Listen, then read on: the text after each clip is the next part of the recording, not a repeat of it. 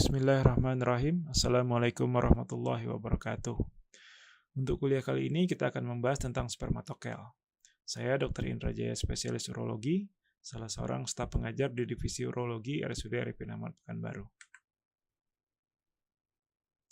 Spermatokel merupakan suatu kista yang berada di paratestis, berisi sperma yang berkumpul akibat adanya obstruksi pada tubulus daripada testis.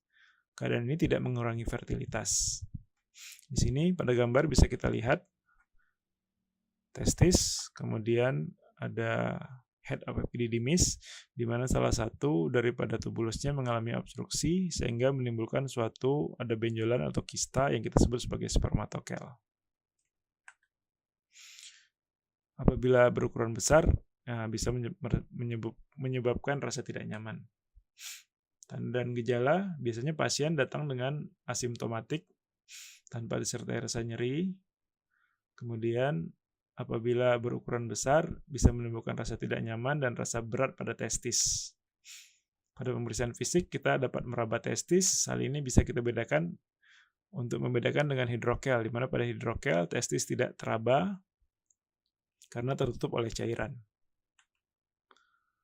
Pemeriksaan yang bisa kita lakukan ada pemeriksaan transiluminasi, sama seperti pada hidrokel.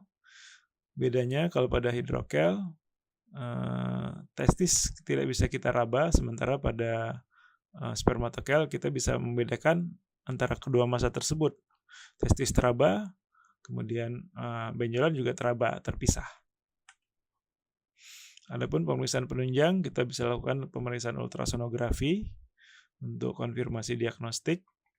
Pada ultrasonografi kita akan dapatkan adanya gambaran warna hitam karena berisi cairan di bagian epididymis. Bisa berupa gambaran yang single, multiple, maupun multilobulated. Ini contoh kista epididymis yang berukuran besar. Terapi pada kista epididymis bergantung pada keluhan yang dirasakan oleh pasien. Apabila pasien tidak merasa terganggu, tidak ada masalah untuk diobservasi saja, tidak perlu dilakukan tindakan operatif atau tindakan yang lainnya. Apabila mengganggu dan pasien ingin dibuang spermatokelnya, ada beberapa teknik yang bisa kita pakai. Yang pertama, eksisi. Eksisi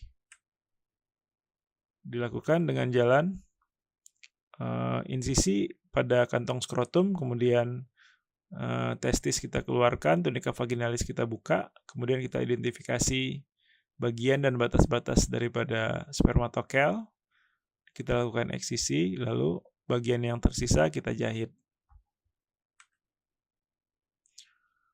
Ada pula teknik yang sempat dipakai dulu, yaitu aspirasi. Aspirasi saja untuk mengeluarkan cairan yang berada dalam spermatokel, namun angka rekurensinya sangat tinggi.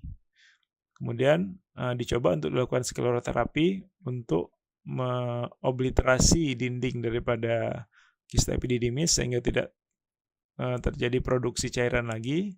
Namun teknik ini berisiko untuk terjadinya kerusakan pada epididymis sehingga sudah ditinggalkan.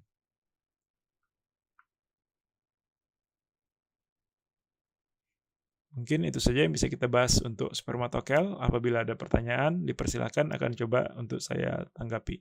Terima kasih atas perhatiannya.